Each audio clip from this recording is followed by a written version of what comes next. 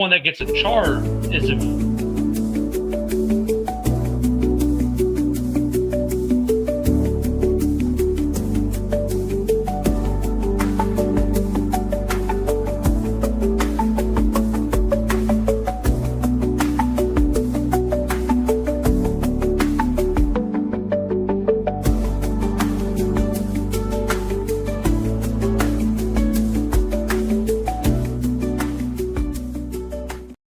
Yo, knuckleheads, it's Tuesday. You know what that means. The best show in town ready to rumble. We got our Bills guy down below me, Joe Dahlia, the Bear fan. And from the We Bleed Purple podcast, Matt. So, guys, I think all four of our teams won this weekend. I think that's true. we most definitely did win this weekend. Some closer than others, some needing quarterbacks to land the plane, kick field goals, or stop some guy named Shedeur Sanders. But Shiduki. One of our quarterbacks scored 6 touchdowns, and we're gonna talk. And we're gonna talk about it because Joe. Josh Allen scored 6 touchdowns in 2 NFL games, and I'm beginning to think it's coming familiar now. Yeah, it is becoming familiar, and just people were knocking this guy last week. Of course, they laid a bad egg, in South Florida, but it seems like people are on Josh Allen's case. What's wrong with him? And he just quietly said, there's nothing wrong, thank you. And, performed like the Josh Allen that, like you said, we're getting accustomed to. Hey, Joe, there was an interesting statistic, of course, that you already probably know. So only 2 quarterbacks in NFL history have thrown for 3 touchdowns and ran for 3 touchdowns in one game. 2 quarterbacks, but only one in NFL history has done it twice. Mm-hmm. And that would be Superman himself, Josh Allen. That would be him, yeah. Now, who was the other one? I forgot. Oh, God. You're talking from the 50s. I had it, too. I just lost it. I said it earlier today. Saw it somewhere, and I kind of, that's interesting, and then just kind of went about you doing what I was doing, and I forgot. I was thinking that might be Bobby Lane back in the day. No, I don't think it's not that one. Hold on, I'll look it up real quick. And you said the 50s. Now, I'm older than all you guys, but I don't remember anything from back then. I wasn't around in the 50s. You didn't see Autogram or Novan Brocklin play? No, just in my text in my library books that I borrowed, in school. That's it. Joe, we've seen the Josh Allen, do crazy things. I don't think it'd be a stretch to say he's the most talented quarterback ever. But in a way, of the Bills letting down Allen because he's never played in a Super Bowl. I don't think it's the Bills letting him down. It's just, circumstance. It seems like it's not the Bills that let him down. It's the Kansas City Chiefs that let him down all the time, right? He'll hopefully get there. It would be too bad if he never makes it. That would be, even, talk about some of the best Bills quarterbacks, and Jim Kelly, for example, never won a Super Bowl, but he was there. So, we'll just have to see what happens here. But I wouldn't say letting him down. So I thought I saw that someone else had done it, but I guess Allen is the only one who has done it, and now he's done it twice. Okay. I thought I read somewhere as well that somebody else had done it once. Yeah, but everything I'm seeing online right now doing a search, you know what? Let me Grok it, because Grok is so much better than Google. Let me see. Culpepper and Jake Plummer got 2 passing touchdowns and 3 rushing touchdowns, but I'm not seeing anyone else. Now, I'm not remembering the year. Yeah, Josh Allen. Otto Graham got it in the 1954 NFL Championship. Yeah, Otto Okay. Graham, 1954 NFL championship game. So, okay, for the regular season, he's the only one to have done it. He's done it twice. See, I love the way they wrote it. No other quarterback has achieved this in NFL history, including playoffs. Then they put in parentheses, Otto Graham did it once in the 1954 NFL championship, but that's pre-modern area not counted. That's why they didn't count it. Okay. So in the modern era, it's only Josh Allen, but in complete history, Otto Graham did it in 54. And I'm the Bills fan here, but what year was it that Allen did it the first time? Actually, December 8th, 2024 against the Rams. All right. And he lost. 14. And then, of course, this year, November 16th. And of course, the Bills lost that game in Los Angeles. Yeah, that was How the that happen? They lost it like 85-82 or something. It was weird one of those shootout. games. And then won the next week, like 40, like some weird score, 45-42, whatever it was. That's right. I forgot about that. I must have blocked it out of my mind. But it's funny because last week we talked about MVP candidates, and we said, "Oh, Josh Allen's probably slipping." Then what does he go do? Sets an NFL record like that, right? And with the other candidates, you look at them like Donald throws for 4 interceptions. Stafford didn't exactly have a phenomenal game, but it was good enough to win. It's like, oh, yeah, Allen was something else last week. Yeah. And Matt, I mean, your Ravens won. It's an AFC North game. Everybody's saying the Browns are an 8.5-point favorite. I'm like, oh, dog. I'm like, AFC North games are fights, brawls, always decide in the fourth quarter. But yet the Ravens do what they usually do, and that's win ugly. But yet, do you have any concerns with the Ravens, despite winning 3 straight games, now coming back for home games against the Jets and Bengals? What are your?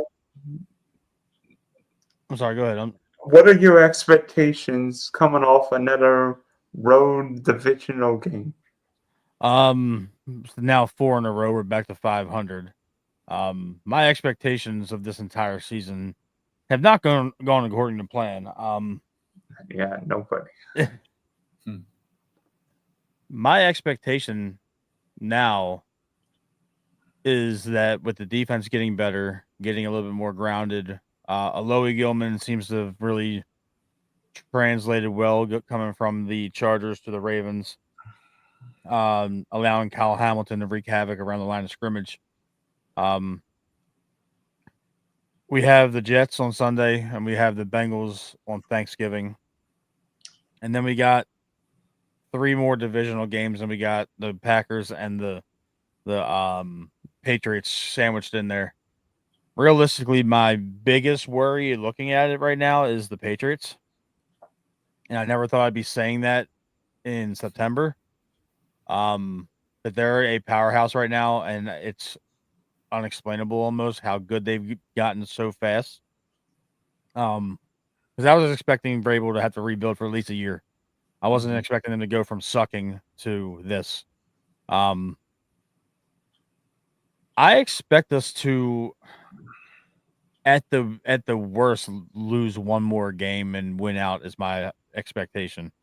This is a better football team what the record says they are.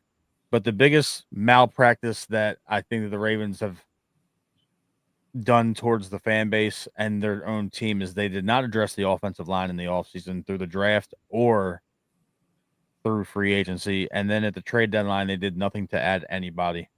Daniel Falele is, as everybody's been seeing on the videos and the clips and the memes, he's probably the worst offensive guard in football. He is going to get Lamar Jackson hurt. He's been responsible for a couple big hits already.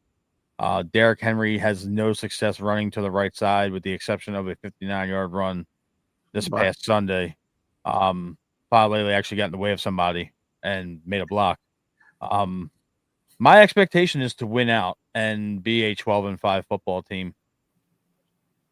There's no reason why we can't take this division. Cincinnati's banged up. If they lose to New England this weekend, I don't see Joe Burrow coming back on Thursday. Cleveland, we've swept them this year.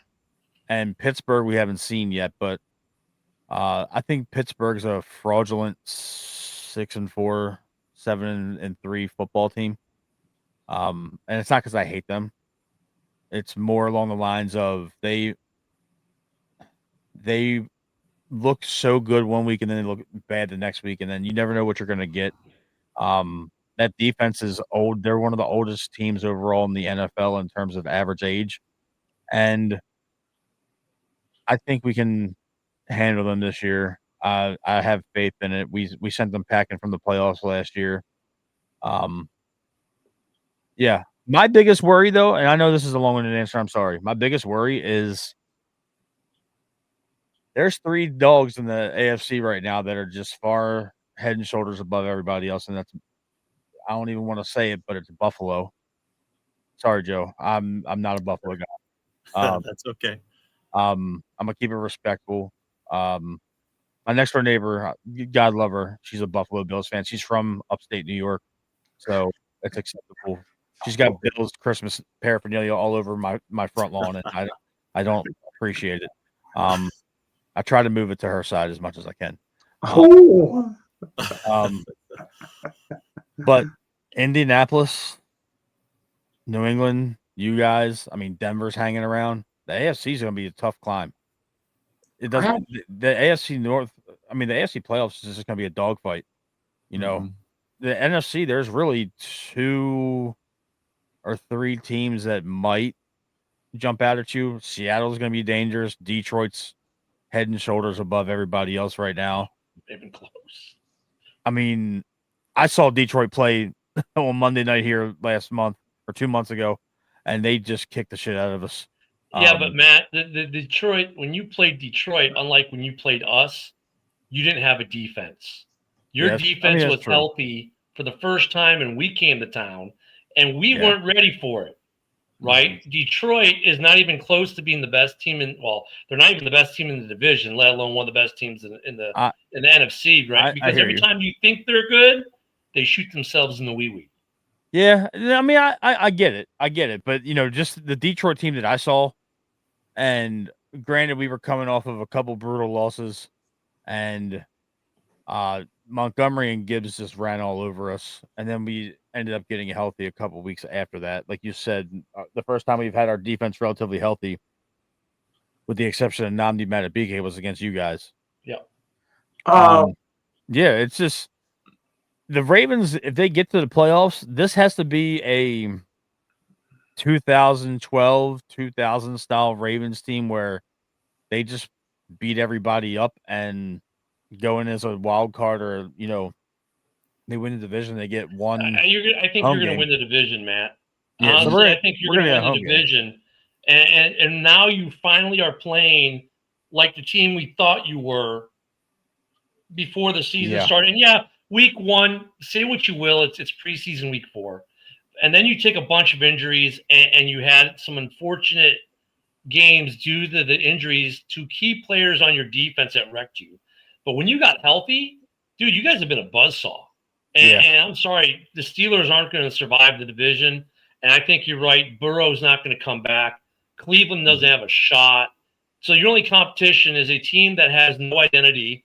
One day it's the defense, one day it's the offense. Oh, yeah, the quarterback might have a fractured wrist, but who cares? He might play anyways.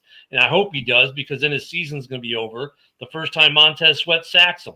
So, I mean, you guys, by and far, are going to take this division. I don't know if you lose 1 or 2, because I hope you beat Green Bay. I think you should beat Green Bay. I think anyone should beat Green Bay. I think Green Bay's beatable now. They're very beatable. And it's the truth, but both of those ends they got up there, Parsons and Gary, they're great in pass rushing, but if you run at them, they're done for. Well, with the Packers, it's been more their offense has been the problem lately, but that's a whole nother story. But I mean, for you guys, I mean, I can see you guys. You know, I laughed when Rab said you guys are going to run the table, but you really could. I think New England's a game you could drop. Maybe you get trapped on a game. Maybe week 18 you just don't care because the division's wrapped up and you've got your seed straight, so you're like, fuck it, rest people. Really, you guys, I think you guys win this division. Yeah. I like to kind of round out what what I was saying though is I'm not. A lot of these Ravens fans want the easiest route to the Super Bowl, and they don't want to have to see everybody. I've been seeing it on chat boards. I've been seeing it on social media. If we go to the Super Bowl, I want the Bills again. I want Kansas City. Lamar reminds me of a modern day Steve Young, because not necessarily the skill level, they're comparable, but nobody thought that Steve Young was it until Steve Young got that proverbial monkey off of his back and he won a championship. You know, I don't want to go through Bo Nix and Daniel Jones reincarnated and, you know, that might be the else. path, Matt. I don't know. KC right be. now, KC's not even in the playoffs. If they lose this weekend, hey Matt, is it a situation like Peyton Manning in the 06 Colts? No, you don't want to play Bo Nix. You don't want to play Danny Dimes. You want to play Josh Allen. I want the gauntlet, because the thing is, and Joe can, you know, he can relate to what I'm about to say. I don't want any excuses when Lamar gets a championship. Mm-hmm. Oh, he didn't have to go against Josh Allen. Oh, he didn't have to go against Patrick Mahomes. I want those guys. I want Lamar to do what he does, and I want this defense to hold its water, because Buffalo last year broke my heart all over again.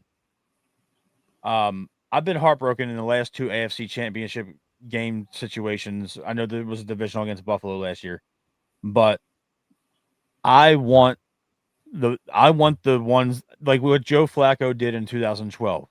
He went through Andrew Luck, he went through Peyton Manning, and he went through Tom Brady head to head, had a Joe Montana-esque 4 games, and won the Super Bowl. I don't want people, because the thing is, when it comes to quarterbacks like Allen and Flacco, the goalpost gets moved every time they do something great.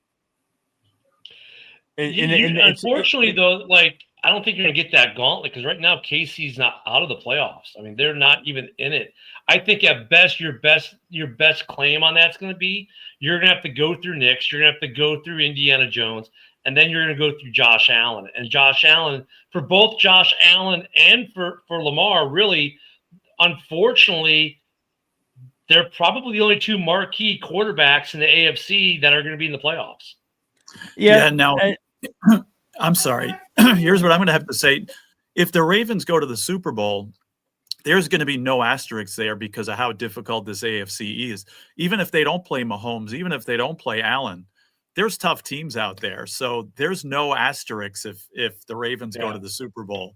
And I think, first of all, the Chiefs are going to be a 7 seed. I think they get in at 7. They're going to get in. They're going to be a tough out for somebody. And I mean, you weren't here when we did our predictions, Matt, but I said Bills at Ravens in the AFC Championship. I did have the Ravens coming out of it. I as a Bills fan, I don't want that to happen, but I looked foolish, and now all of a sudden, maybe not.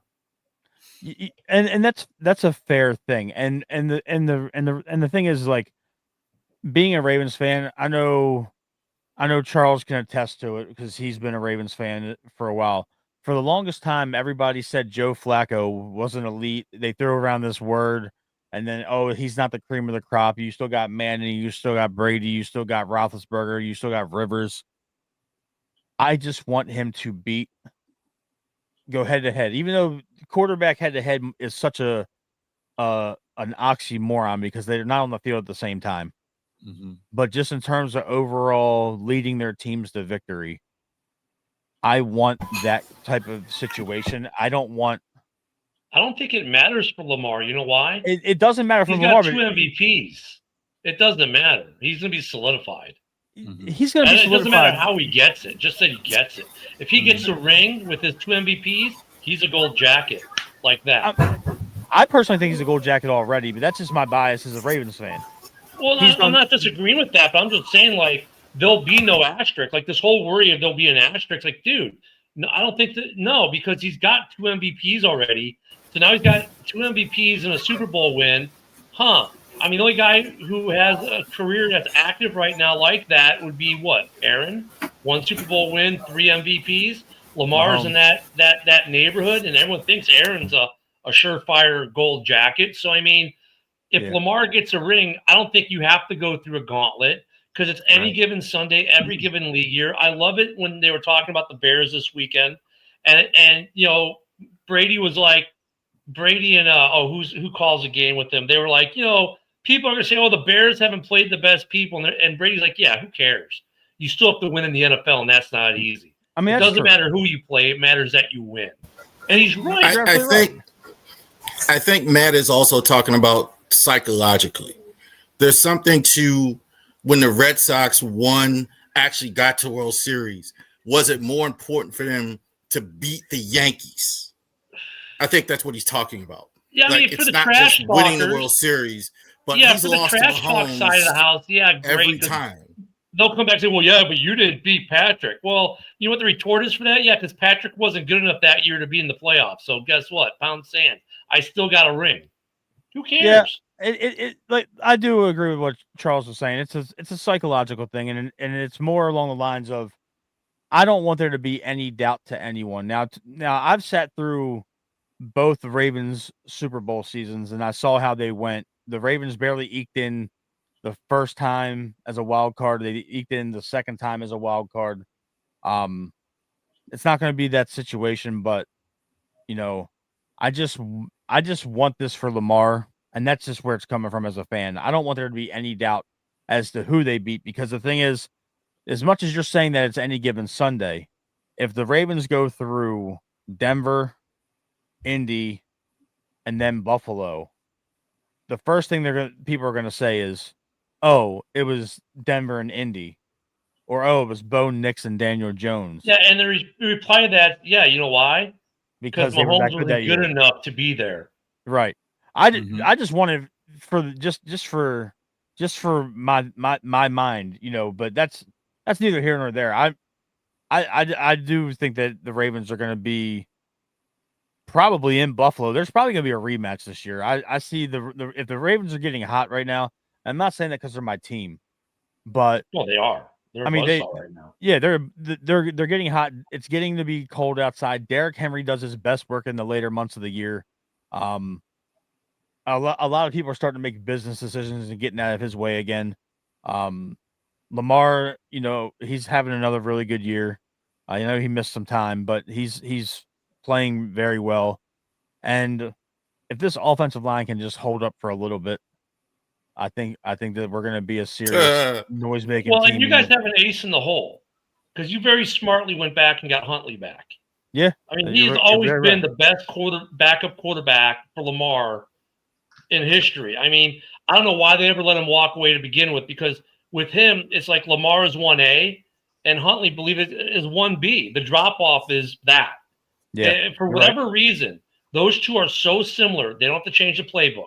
They don't have to change the rhythm. They don't even change who the favorite targets are for crying out loud. It's almost like they're mind melded, those two, Lamar and it's just like, so if Lamar does have to miss a quarter or a game, it's like, yeah, all right, Huntley's here, no big deal, because we got as Bears fans, oh, you guys got beat by Lamar Huntley. He beat us last time too, because guess what, Lamar Huntley, it might as well be Lamar Huntley.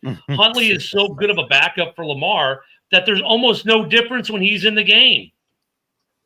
Yeah, especially this year. Why haven't you guys mentioned New England? I'm like, y'all just skip we right talked past. about we talked about New England before you came on the. Yeah. I mean, New England. Okay, I was like, New England's going to have team. At some point the wheels are going to fall off. I think with New England and why? Indy.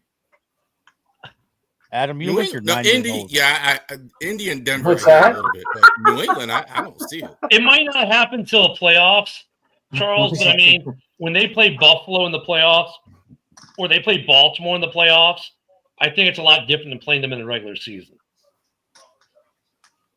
New England, I'm not as convinced of that. The other two, man, I agree. You're crazy, Chuck. Indy, come on. And I'm not as convinced. New England is Drake May. I think is really scaring me. Drake May, they'll get look at his passes. A lot of high percentage stuff that teams aren't shutting down because they don't have the corners to do it. When they play a stout defense that shuts down these easy passes, he's going to have a wheels off the truck game. It's going to happen. I mean, kudos to the coaching staff. Kudos to the play callers. I mean, Daniel, look, he can't be a head coach anymore because he kills franchises, but he's a good OC for New England. They've got a good system right now. But when it gets to the playoff time, man, like some of those things that you kind of kept in the bag in the regular season on defense come out. Some of these different exotic blisses, different looks confuse a young quarterback like a Drake May or a Caleb Williams or a Bo Nix will come out. And some of these guys will get confused, and some of these easy little passes they've been making their bread and butter get taken away. So, I mean, and then you're talking about some veteran head coaches who've gone deep in the playoffs with veteran defensive players who Well, wait a minute. So Mike Vrabel hasn't coached in. Oh wait, he has coached in an EFC. I didn't say anything about rookie head coaches. I'm talking about young quarterbacks. I mean, yeah, he's. But you're talking also about these veteran head coaches, and Vrabel is until he wasn't. Because how many AFC Championship games has Vrabel coached? How many deep playoff runs did Vrabel make with Tennessee? More than your coach has done. Well, my coach is a brand new freaking head coach. That dude congratulations like for saying 11 the obvious games, there, bro. Captain Obvious. He's a brand new head coach. Of course, he hasn't head coached an NFC Championship game. This is his first year as a head coach, and the Captain Obvious award goes to. But I mean, I think when these guys hit, when Indy and Denver and New England, which great of a story as they are, when they hit Baltimore, who right now is a buzzsaw, when they hit Buffalo in the playoffs, and Allen just seems to go to a whole nother atmosphere that no one even knows exists. And I think that those guys, that's when they're going to have trouble. And they have to go through their steps, and maybe they survive it, maybe they don't.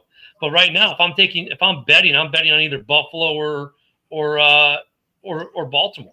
And I'm not trying to not give love to those other three teams or those other teams, but really, I mean, if you just take it down to all the brass tacks, when it comes down to it, those other two teams are probably the best two teams in the AFC right now. Well, I'm glad Adam's here, so we can talk about one of Week 12's biggest encounters, Steelers-Bears. Adam, do you want Mason Rudolph to play, or you want Aaron Rodgers with one healthy hand playing? I want to see what Will Howard can do. So do I. He's not playing. Active? He's going to have to be active this week, right? I mean, he's Depends your what they do with emergency Rodgers. quarterback. I mean, it depends what goes on with that non-throwing hand of old man Rodgers. Just give him some Metamucil. Here's the bad thing about doing a show on Tuesday. The injury report doesn't come out till tomorrow. Mm-hmm. That's right? true. And Snoop Van Poop, you kind of hit it, man. Aaron Rodgers, faking injury, still have to lose to the Bears. But no, I think Aaron wants to play. I think Aaron would play if it's broken. He's wearing a cast. He just wants to play against the Bears. This is a game for him. But, the Bears, we'll find out tomorrow. I think we're getting healthy this week. I think we're getting TJ Edwards back. We're getting Jalen Johnson back. And we're getting Spidey back. And if we get all three of them back, this is a completely different Bears defense that we have not seen since week 6. And we haven't even seen week 6 because JJ hasn't played all year. Jalen Johnson's a dog. I like Jalen Johnson, man. He's a hell of a It cornerback. changes the defense up. It changes the defense up. Look at the guy we got right now. We always bitch about him. But he had a big interception on Sunday in the end zone. He's a good backup for JJ. He's proved to be somewhat serviceable. But man, when you get Spidey back, you get JJ back, and you got that combo of Edwards and Edmonds at the linebacking core. It's a totally different Bears defense than what you see now. I remember when some other Pittsburgh quarterback played with a broken arm. Anybody remember that? Terry Bradshaw? There you go. I wasn't even alive. I wasn't. So- No, you're right. I was about 11 years old. So Ken, are you concerned that these defensive backs for these Steelers are going to be probably a really good test for Caleb this week? No. You know why? Well, first off, with Kyler Gordon coming back and our defense getting right, I'm happy there. Offensively, we're the number 3 offense in the league. And here's an interesting thing. The first 4 games was all about the passing game to the wide receivers. Then it became about the running game with Monangai, who might be the best 7th-round pick of the year, and Swift. Last week, it was all about the tight ends. We have yet to have a game where we've included the tight ends, the running backs, and the receivers all in concert. It's always been one or the other. So if your corners are going to take away Rome and DJ, cool. I'll give you Cole Kmet, Colson Loveland, and Swift out of the backfield, and Burden streaking across the middle, or I'll just run the ball. So, I mean, this offense is problematic for defenses that are good at one thing and not another, or maybe they're good at like taking away a receiver in the run, but now I got tight ends and other receivers. Ben Johnson said that we won't play our best ball to December, and I believe him because everything Ben Johnson has said about this team has come true so far and the way he's mapped it out. So this team is still getting better. The 3rd-ranked offense in the league, and it's still not even where it's supposed to be yet. And they're healthy. And that's the other key thing. They're healthy with a durable quarterback, unlike the bust in Atlanta, the bust in Minnesota, and the bust in Washington, D.C. Because they're not durable quarterbacks. They can't stay healthy. They're already missing significant times at this part in their career. That may change for them. I hope I'm wrong, and they prove not to be bust later. But right now, I'm going to label them as such because here it's game time, and where are they? Playing, they're with Kyler Murray playing Call of Duty 7 or 8 or whatever it is. I mean, this Bears offense, I'm not concerned about your defensive backs taking away Rome or DJ because I got 5 other guys I can throw to or run. And Caleb has shown the capability and knowing when to do it, where he'll pop off 15, 18, 20-yard runs. And then Ben Johnson peppers in these plays. My favorite play the Bears had this year, they've run it 3 times. It's Caleb and Tyson and Bagent both on the field at the same time. Only one time did they throw it backwards to Bagent, who then threw it forwards to Caleb. The last 2 were fakes, one to a tight end and one to a running back. The last one on a tight end didn't work so well. But Ben is willing to do crazy stuff like that. That I think you might see a little bit of that this weekend to mess up your DBs. Hey Ken, I wanted to let you know, man. I'm always going to be a fan of your Bears. It's a faraway admiration. You guys drafted one of my high school teammates in the 1st round a while ago, Kyle Fuller. So I loved Kyle Fuller when he was a Bear. Yeah, Kyle was a freshman when I was a senior at Mount St. Joe here in Baltimore. Nice. I mean, look, I've always liked. I've got 2 Ray Lewis helmets sitting in my case right here, and I've got a Ravens Hollywood Brown back here. In fact, funny story about the Hollywood Brown. I got it 3 weeks later. They traded him. I was so pissed. But yeah, this is gonna be an interesting game. I don't know. Injury reports tomorrow is gonna be interesting. Yeah, I'm actually meeting Ray Lewis next month on December 6th. He's doing a dinner sponsored by Jimmy's Seafood, and it's like a limited ticket thing where there's only like 100 or so tickets available.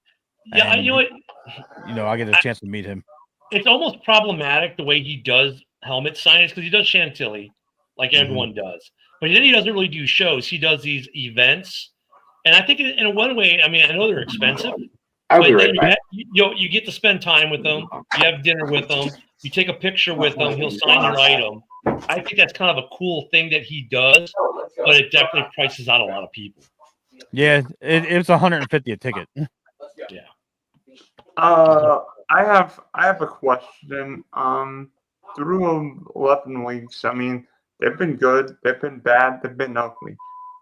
Who do you think's the most disappointing team in the league right now? I think there's a couple. Joe first. The most disappointing team in the league. That I'm trying to think here real quick, top of my head. Houston's got to be up there. Obviously, Washington. Now, some people in this podcast said Washington was going to come in last place in the NFC East. Now, I don't know if that's actually going to happen, but it's certainly a lost season for them. I would have to say Washington, Houston, Even you could put Atlanta in there. Everybody keeps saying this is the year that they come through. This is the year they come through. This is the year they come through, and they ain't never coming through. So I'll give you those three right off the bat. Right now, though, I would have to say the Chargers. Somebody's team just destroyed them.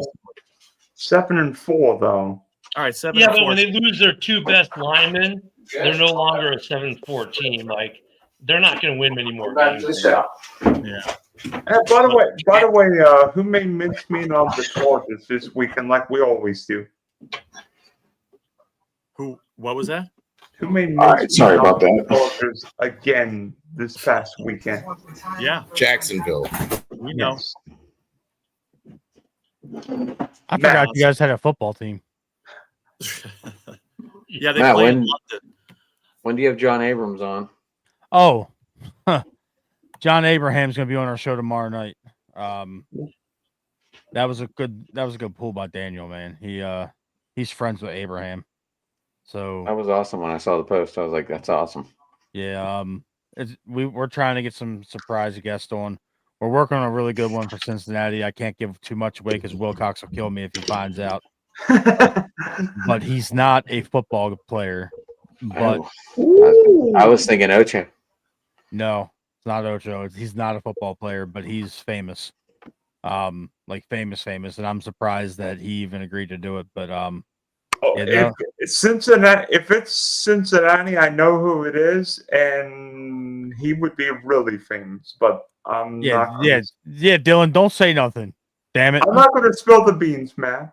Yeah, Hey, and Dylan, if you're looking for a most disappointing player, I'm going to go J.J. McCarthy on that one.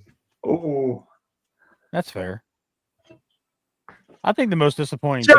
Josh, come on here. Why are you type in the chat room? Get your butt up here and let's talk. You know, Joe. I mean, that's why I call them a bust. Mm-hmm. I mean, you're right. I mean, look at and you look at J.J. McCarthy, who you're now at week 12 of his second season. Well, J.J. McCarthy hasn't even played. He's played in 6 games. And then you look at Penix, who's now on the IR for the rest of the season, probably. I mean, that's another young kid, can't stay healthy. You look at Jaden Daniels, can't stay on the field. You know, I mean, those three, I threw them in a bust category, only not because, they all have moments you're like, ooh, but they can't stay on the field. They can't stay healthy. I mean, what good are you of being a generational quarterback, whatever accolades the media wants to throw at you, if you can't stay healthy and play ball? Yeah, just Daniels I might not put on that list yet, but the other two, I mean, it's looking like you very well might be right. I mean, look how quick we got rid of Richardson in Indianapolis because he couldn't stay healthy. What's the difference between Richardson and J.J. McCarthy right now? I would argue the one difference between J.J. McCarthy and Richardson is that J.J. McCarthy played for Harbaugh in college and Kevin O'Connell in the NFL. Now, maybe these young quarterbacks need more time. I mean, I hate that we keep picking and prodding young quarterbacks. You have Justin Jefferson and Jordan Addison. Just throw the ball in the air. That helps, but Jordan Addison couldn't catch a cold in Alaska barefoot, naked with. Okay, just throw them in the fourth quarter then when he catches the ball. Hey guys, I don't want to interrupt. I'm sorry, I'm being summoned upstairs. Tell the missus we said hi. I will. Yep. Yeah. Thanks for having me on, guys. How do people get you, Matt? You can find me on Twitter or X at mtrigwbp. That's where I do a lot of my promotion for the show, Weebly Purple Podcast on YouTube with Daniel Wilcox, retired Raven and Super Bowl champion tight end from the Tampa Bay Buccaneers 2002 squad. We're going to have John Abraham tomorrow night. And we just had Cadre Ismail. Rocket Ishmael. Yeah, we had Cadre. Rocket is Raheem. That's the missile Quadri Ismail. The other one was the Rocket. We just had Brendan Imadejo, former Bear, on recently as well. So yeah, we got some pretty cool guests coming up. You know, just make sure you guys check us out. I respect everything that you guys are doing. I pay attention to all your shows. I like and retweet them and share them in all the groups. But thanks for having me on, guys. It was fun chatting with y'all for a little bit. But my Matt, services are needed. I didn't know the other show was going on right now, but apparently Haas and Rich are doing an Eddie Guerrero They are. show Yeah. right now. Yeah, I saw that. I'm gonna probably check that out tomorrow while I'm at work. But you guys be safe. Have a happy Thanksgiving. If I don't talk to you guys again, go Ravens. All right, good Matt, talking take to it you. easy, Good, buddy. Matt. I was going to say, too, you got to give some of these quarterbacks time to develop. There's some guy named Darnold out there that everybody Yeah, he was supposed to be a great one, and he was a I mean- bust. look at Josh he's not- Allen. Look at he's not Josh an Allen. MVP, Second, but second still. Yeah, year. Joe, I'll give him 3 years. I mean, I'm not calling them bust certified, but you got to give them their 3 years. Like, just like I'm not going to call Caleb the guy yet. I'm not going to call Bo Nix the guy yet. I'm not going to call any of these young guys the guy. You got to give them their 3 years minimum to see if they're working in that system, in that team. And some guys we label as busts, and they go to a second team, and all of a sudden they're in a better system, a better situation. But I mean, I feel like certain quarterbacks, like C.J. Stroud, is still living off of the buzz of his rookie year, and so is Houston. They're living off the buzz of that rookie year, and he hasn't matched it or even come close. So while he's a good quarterback, I think at the end of this being his 3rd year, we'll be able to say, yeah, Stroud's a serviceable starting quarterback who's maybe a little better than average. He's not the super stud he was his rookie year. I don't think he ever was. I think you were, because he was so good as a rookie, you were expecting him to go up, and he may not be. I think you might be stepping him up too much. Stroud's pretty good. He's not great, but he's still pretty good. He's terrible on the road for whatever reason. When he plays at home, bring him in. he's a wholly different guy. I don't know why. Well, part of Stroud's problem is that he's always getting concussions because Houston's offensive line couldn't protect the nosebleed. Well, I mean, some of these guys, that's part of it, though, is being durable. I mean, look, I don't want to hear about how much he got hit when Caleb Williams got sacked more than any quarterback in the NFL. And here we are in week 12, and he's yet to miss a game. I'll give you this, Ken. I think we're seeing a difference between durable and non-durable quarterbacks. Jane Daniels was hurt at LSU, hurt in college. Tua was hurt in Alabama, hurt in the NFL. You know who wasn't hurt in college? Caleb Williams. You know who? Drake May wasn't either. Playing Drake every May. single Sunday? Josh Allen. You know who's playing every single Sunday? Well, you know who's basically playing every single Sunday for the Chiefs? Patrick Mahomes. Yeah. I mean, that's the key. I mean, that's the big thing we got to look at as we go. Because look at these guys are going to be looking for big contracts pretty soon, and it's like RG3, great quarterback, no durability. That's why his time in the league was so short. Is Jaden Daniels, who's basically built like a shooting guard in the NBA, going to be durable enough to play in the NFL for another 5 years? I don't know. I think there's a question. If J.J. McCarthy gets hurt again this year, there'll be questions. I mean, the knee injury, that happens. That's okay. That's whatever. But then he gets hurt this year, and now you look the reports. Some of the reports come out of Minnesota after the Bears game is that J.J. wasn't really quite healthy, and they kind of forced him to play. Josh is having hearing problems on his headset, so that's why I just put him backstage. I mean, so is J.J. McCarthy going to be a durability issue? If he is, Quezzy's going to have to start looking for another quarterback. And then you look at a guy who now in year 3 has got his team in position in the NFC South, which we didn't think was going to happen, and he's durable. And that's Dylan's point. In college, he's another guy who was on the shelf, missing games, had to play Kate McNamara, et cetera, and now he's in the NFL. Same thing.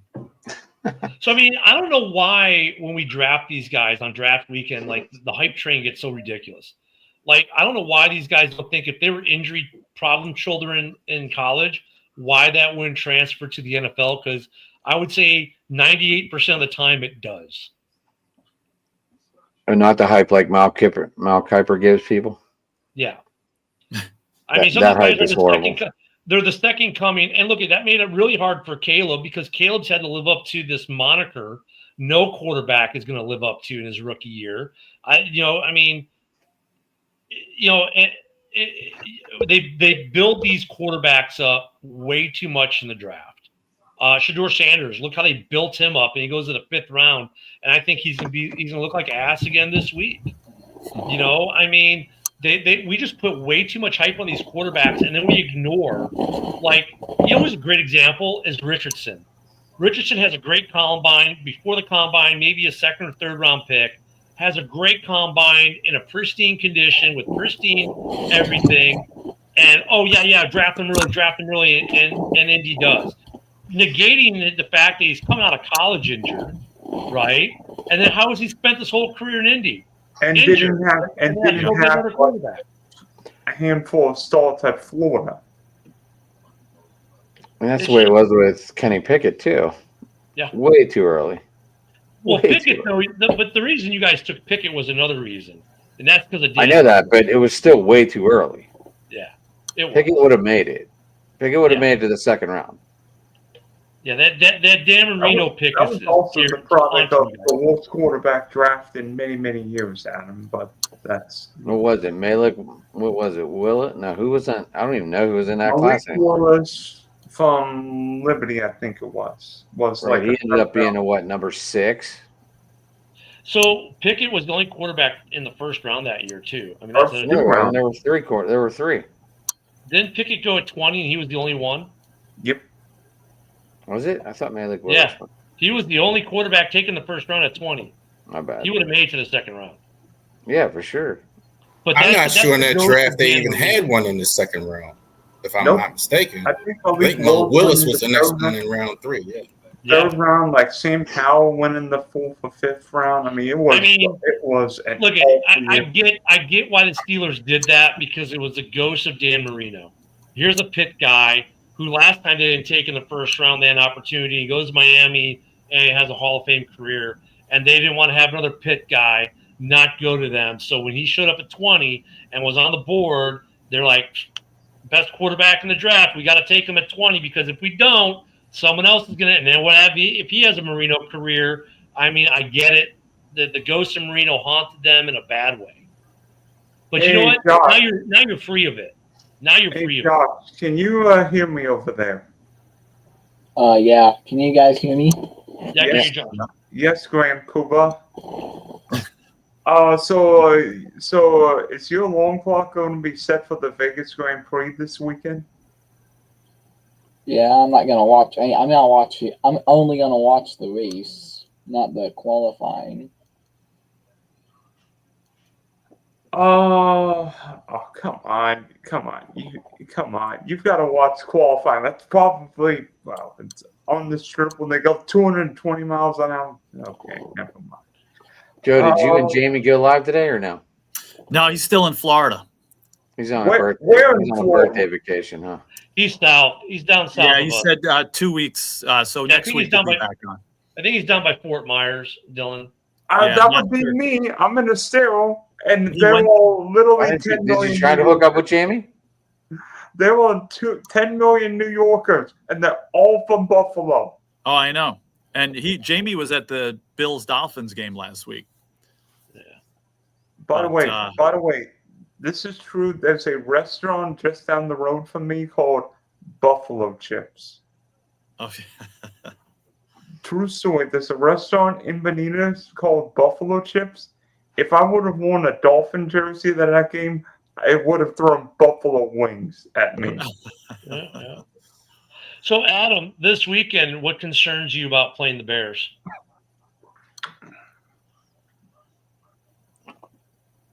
The weather?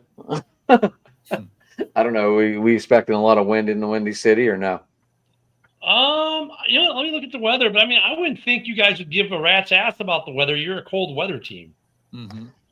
Sunday is going to be 41 degrees and sunny with 41 for a low, 58 for a high, sunny. Wow. So it's going to be a good day. Mm-hmm. Yeah, it was 30 degrees in Chicago on Saturday. Everybody was wearing short sleeves. It's going to be a nice day in Chicago. No precipitation, light breeze at best. Plus, Aaron Rodgers is Aaron And you're on the Rodgers- lakefront, so it's going to be a little warmer on the lakefront than it is in the burbs. So if that's the temperature for O'Hare, add another 5 degrees to it. So is Jalen Warren going to play this weekend? Kenneth Gainwell, Oh, is he God. going to be a starter? Is Caleb Johnson finally going to figure it out and be able to run the damn ball like he did in college? I know he's closer to his college, so who knows? Maybe he'll have a decent following and wake up a little bit out there. Obviously, is Jalen Ramsey going to be able to hold his temper?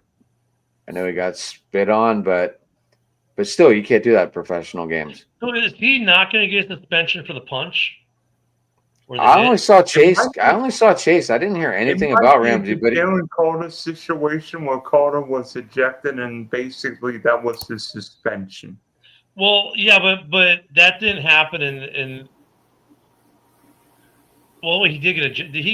Did Ramsey get it? Yeah, he got ejected, but then Well, Ramsey got thrown out of the game, so that's Yeah. why they felt the need But it to was suspend later. Chase. But that was later in the game, so I don't know. He could still get. I don't think he's going to get one, but he could maybe.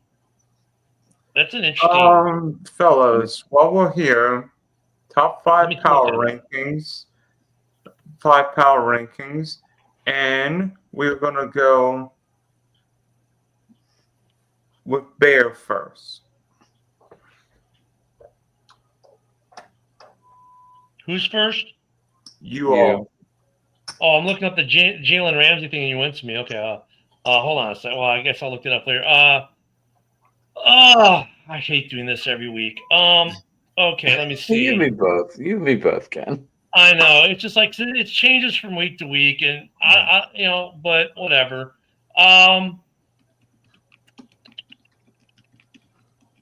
Top 5. I am going to go with, in no particular order, the Rams, the Pats, the Colts. Rich ain't here tonight. There, Dylan. The Sheagles. I'm gonna go with the Sheagles, and I'm gonna go with my 7-3 Chicago Bears making an entry into the top 5 this week. Homer pick.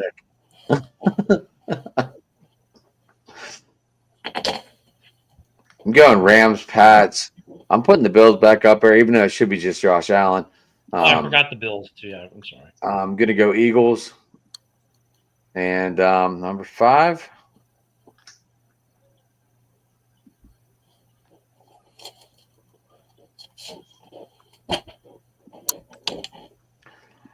I guess I got to go Denver because of that defense. Yeah, I'm gonna bump my Bears out because I forgot the Bills, so my Bears are at 6. Sorry.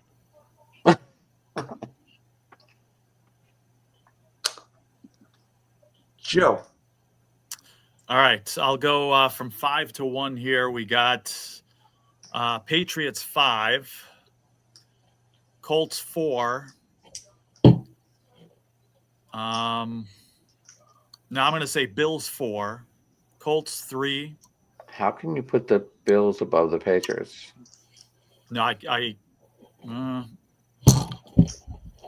Just because of rankings, I'm just asking. long term. Let's put it that way, long term. Homer pick, love it. I think the Bills go further. That's why. But I should base it on now. You're right. All right, and then I'm going to go Rams number 2. And I've been saying this all year, but I still don't see anything else. Eagles 1. The Eagles win ugly. They win ugly. So do the Denver Broncos. They win like the Patriots did in the 2000s. Mm-hmm.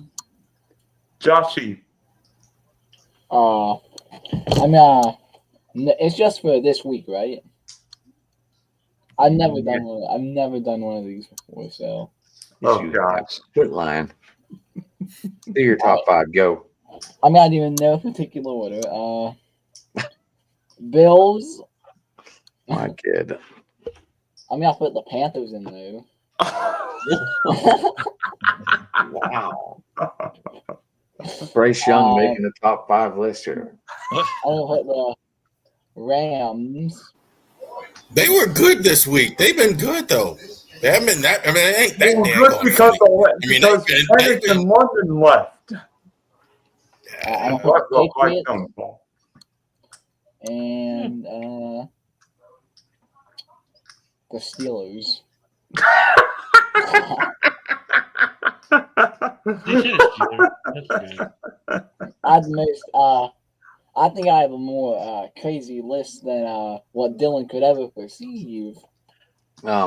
Just put Vance McDonald out. I mean, Darnell Washington up there, huh? Hey, real quick, Adam. I've been scouring the media here. He could still get a suspension. They just had they haven't.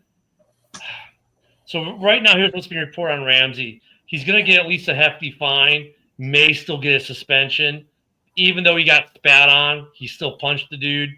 So I guess we won't find out till either tomorrow or Thursday. Charles.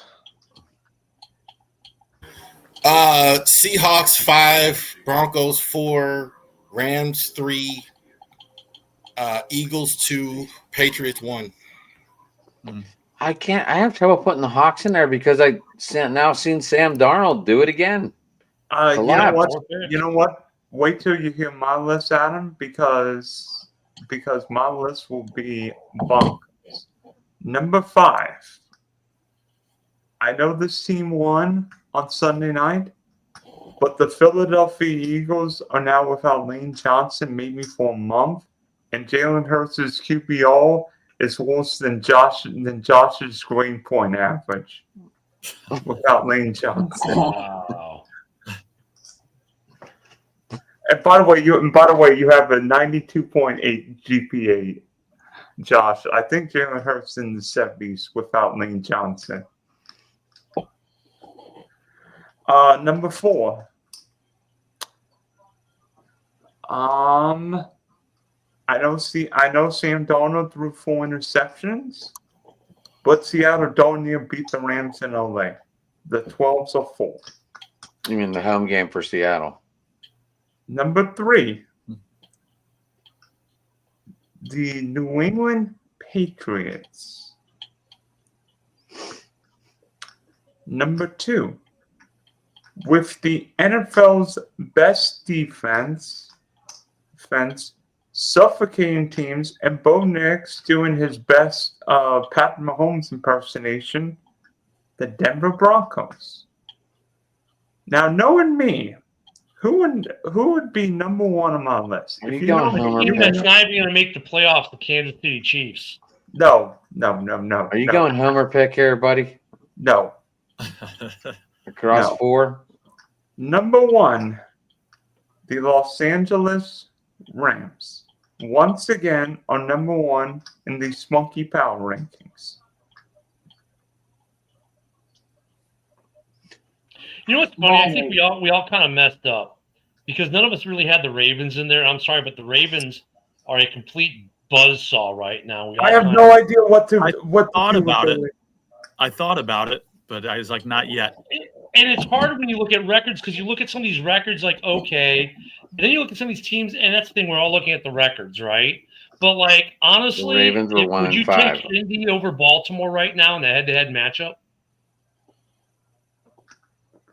They haven't played Pittsburgh yet. You know, I mean, but I would take New England over. I'm more of a buyer. I'm surprised that y'all are not buyers of New England. I really like what I saw from New England. Also, I think everyone. I'm there. I think we all had New England in our top 5. I think that's the one of New England that of the team. Denver, I'm not so sure, and Indy, I'm not so sure. The good news with New England, we're going to find out about the Patriots weeks 15 and 16 playing Buffalo and Baltimore, because we'll find out whether or not the Patriots are for real. And by the way, I bet you that New England-Baltimore game's a Sunday night game. But, you know, I'll agree with you, though, with the Eagles dripping down to 5 because, like, yeah, they've won. They beat the Packers. They beat the Lions. Okay. They barely beat the Packers, and they barely beat the Lions. That defense is probably better this year than it was last year. Their offense has just been terrible the last couple games. Like, you know, it's kind of like they need to get their shit together or they may lose on Black Friday to the Bears. Wait a minute. So Caleb Williams is going to. So wait, Caleb Williams is going to eat his turkey leg cheesesteak and beat the Eagles? No. I mean, look at the way they're going right now. That it's a distinct. It's not. I don't think that's in a game. You go, oh well, the Eagles easily win that. No, you can't say that because their offense hasn't been doing jack. The Bears' offense, on the other hand, has been doing jack, and it's going to be a great defensive offensive matchup right now. That's an actual game. This is not like last year's Carolina Panthers against the Detroit Lions. It's not like that. The Bears are getting better. The Eagles have dropped off some from last year, and the Eagles they got this week. They don't have a Cowboys. Yeah, they got an easy game. So if they don't win convincingly against the Cowboys this week, then yeah, they're definitely a lot more beatable than people think because the Cowboys have an offense, but they have literally no defense. And Matt Eberflus is doing it. He needs more time. I mean, Q is a good addition, but that Dallas defense is not good. You let the Raiders put up 17 on you last night. You're not good. Wow. Is Q on the injury report? Or did he come back after he got injured last night? Who? Quentin Williamson. I don't know if he came back. And that's another thing. If he's on the injury report and doesn't play against the Eagles, the Eagles, this is their get-right game. If you can't get the offense right against Dallas's defense, then you're really going to have problems when you play a better defense in Chicago. So, yeah, I mean, I still think Philly should be up there in the top 5, but you got to start looking at Philly going, you know what? And you failed to convert on the tush push like consecutively in the last game, even though, look at the whole ironic thing about the tush push, the first penalty on the tush push, the refs got it wrong. And everyone's thought but the refs, right? Because Detroit was in the neutral zone. And the hand movie was to show the ref, hey, he's in the neutral zone. But instead of calling the neutral zone infraction, they called the false start, which was the wrong call. But, I mean, look, then they still didn't convert it the other times they tried it. That's telling you Philly is having some issues offensively right now. So if they do not beat up on Dallas, it's game on against Chicago on Black Friday. Well, Ken, did you see the PI call at the end of the game between that and the PI in Madrid? Oh, that PI was horrendous. But you know what, though? Terrible. I'll say this, though. Overall, Week 11, much better officiating overall in the league. They're still missing some calls, yes, but there aren't as many egregious misses as there has been in previous weeks. I thought that, like in the Bears game, they missed an obvious face mask against the Vikings. I mean, he turned the guy's head and the ref's looking right at him, and he didn't throw the flag on the face mask. So there's still some egregious misses, but overall the officiating has gotten better because they have fired some crews. Was that the run, Ken, you're talking about? Yeah, that run in the Bears game. That was they've showed the replay like a million times. You can see him yank in the face mask, and the refs looking right at him. It's like, how do you miss that? There are still some bad calls, but overall the officiating's been better. And I'm never going to use the officiating as a reason because they're part of the game. That's what we've been taught since we were kids. The refs are part of the game. You know me, I'm the trivia savant. You guys, before you get started, I'm going to run away here. So before you get started on something new. But thanks for having me on. And again, always enjoy talking to you guys. Absolutely, Joe. Anytime, buddy. You know that. Thank you. All right. We'll talk soon. Have a good one, Joe. All right, Joe. All right. So, I'm the trivia savant. Everybody tries and fails. Does anyone have trivia for me? Although a trivia nerd is not here right now. I don't. I was not. I'm not very history today. I would have had them. You guys fail. No shit. It's my birthday. I can fail if I want to. Wow. Happy birthday. And I'm old. Happy 25th birthday, Major. My new best friend right there. Thank you, Charles. By the way, Josh, what's with Ohio State? Come on, #1 in the country again. You have to wear that shirt.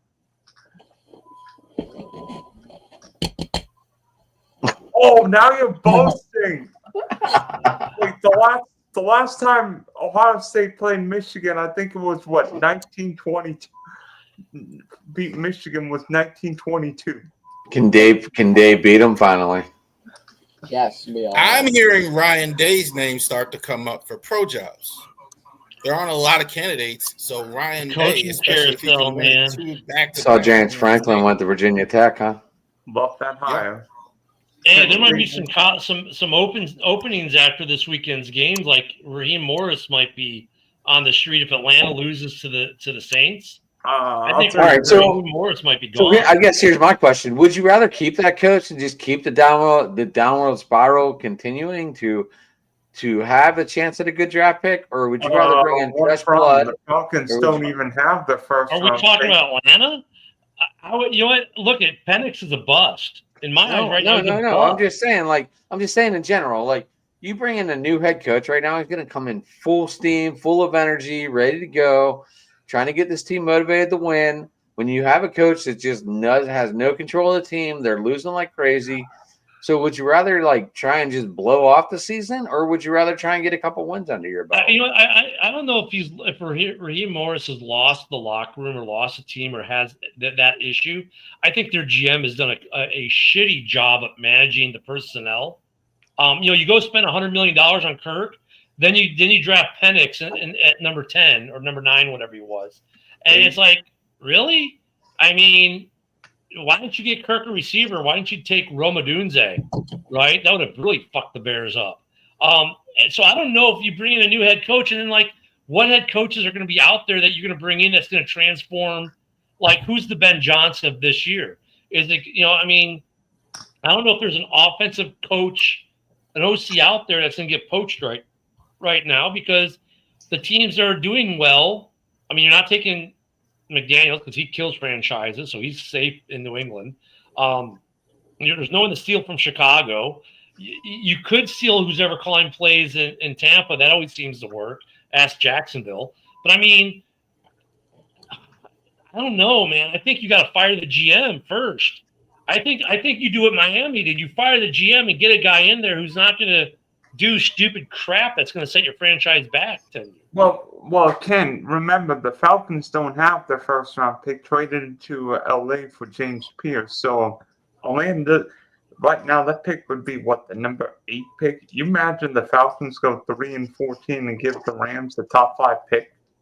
Dude, that's what I'm saying. I think their GM needs to go. It's not necessarily Raheem Morris. The owner is a problem. He's terrible. A couple years ago, there was one team that had enough cap space that didn't do anything to sign Lamar Jackson when Lamar was a free agent. Lamar lives in Florida. The Falcons never called him. That tells you all you need to know, right? To just poorly run. And Morris, I don't know why he doesn't get more heated as a coach. Kind of like Dayball. People keep saying good things about Raheem Morris. His rankings defensively as a coordinator aren't great. He kind of went under the Bowles, Dundry. He's kind of the last of that. They're poorly run. And for some reason, might be a bust on top of that. And for some reason, the Atlanta Falcons don't use Bijan Robinson like a top 10 team should. We saw Ashton Jantine, Raiders not use him, but the Raiders are whatever. With Atlanta, I think you got to fire the GM and maybe you fire Raheem Morris. But here, once again, is the issue. Who are the offensive-minded coaching candidates that you would want in Atlanta? Because I don't think they want another defensive-minded coach. They're going to want an offensive-minded coach. So Daboll's out there. But honestly, I think if anything, Daboll might end up back in – if he doesn't end up in Penn State, taking one of those big money jobs like Penn State or LSU, he ends up replacing the current OC in Buffalo and going for a ring with Allen. The dude's got his generational wealth. The money he doesn't care about. Some of these coaches, he wants to be a head coach again, but he's like, well, I can go to Penn State, coach college kids, or I can go be the OC in Buffalo and get a ring with Josh. That'll get me to the head coaching job much faster than going to coach college and have to recruit and do all the stupid crap you have to do with that. Sure, I won't make as much money if I go back to, if, let's say, the opportunity to go to be the OC in Buffalo happens again. But my God, that would just put Buffalo over the top, I would think, if they don't get there this year. So if you're Atlanta, who are you going to hire? You can't hire Gruden. His court case probably won't even get heard till midsummer at earliest, especially all these new motions the NFL keeps filing to muck up the system and take even longer to get to court. Why don't the Falcons try and get Mike McCarthy? He's a really good offensive-minded coach. Won a Super Bowl, and the Cowboys went 12-5. Because he's fat and he's lazy. I don't know. Seriously. He went 12-5 3 straight years. Dude, he's fat and he's lazy. If you ask any Packer fan, they'll tell you he's fat, he's lazy, he doesn't want to put in the work. And he did the same thing in Dallas, and that's why Jerry kicked his ass to the curb. His time is past, man. His record is way better than in both places what they've been doing in Atlanta. Any of the places you mentioned. I keep hearing McCarthy can't coach, but he's winning a lot of games. Not Super Bowl all the time, but you look at Atlanta, you're telling me McCarthy isn't way better. He would make them better. He would make. I agree. No, I agree with you, Charles. He'd make them better. But is he at that point? You're saying he's a Band-Aid and he's not the full-time fix. You know what I mean? I think they're gonna. This is why I think a lot of these college coaches are getting a look. Sarkisian, Ryan Day, Lane Kiffin. They're gonna take a look at these guys because there's not a lot of these old coordinators like you mentioned. So the next thing you do is you look at these college guys that are gonna come in. I think Sark is a name for if he wants to leave Texas, which he might not want to because it's a ton of money. But if he wants to leave Texas, I think there might be a job for him. You've got what's his name in D.C. The OC there. Bieniemy. No, Bieniemy is the running backs coach for the Bears. Kingsbury. Who? Kingsbury. Kingsbury. He'll get looked at for a head coaching gig somewhere. What about Jesse Minter, the Charger defensive coordinator? See, the problem is though, like. Okay, look at teams that are going to be looking for head coaches. If you're New York, maybe you take a defensive-minded head coach if you can get a really good OC. But I think if you're Atlanta, you want an offensive-minded coach. If you're Miami, you're staying in firm. If you're the Steelers, you're staying firm because you know next year you're going to let Tomlin coach, and then he's going to retire because you're not going to renew a contract, and you hope that Gruden's done with this court case so you can snag Gruden. I think that's what the Steelers are kind of in a weird way open for because that might fit the Gruden timeline. But who else is looking for a coach? Tennessee. I think they want a defensive coach in Tennessee. It's pretty impressive. Do you think Tomlin gets another year in Pittsburgh? Yeah. I think they're kind of fed up with him. I've heard from Wait. Repeat what you just said. I think they're kind of fed up with Tomlin in Pittsburgh. I mean, they are. But I've heard. No, I'm not saying. I stand by. He's a good coach. I think a lot of teams would be lucky. I'm just saying, in Pittsburgh, I think they've had enough. And I think so. Here's the word out of Pittsburgh HQ that I've gotten from some buddies of mine who cover the Steelers up there and have contacts in the Steelers organization. The word on the street is this. They're going to let Tomlin coach to the end of his contract, which will be 20 years as a head coach, and they're just not going to renew him. So basically, they're going to give him his hail and farewell next year. It's his farewell tour next year, regardless of how this year ends up. He's got one more year, and I think, though, if you think about the way the coach – look at the available coaches this year. I mean, you're going to get rid of Tomlin and get what? But if you hold on to him for a year – you've got a certain defensive coordinator in Minnesota who might be available next year, if not this year. And you've got Gruden. Back to Pittsburgh. What now? They're not going to bring Flores back to Pittsburgh.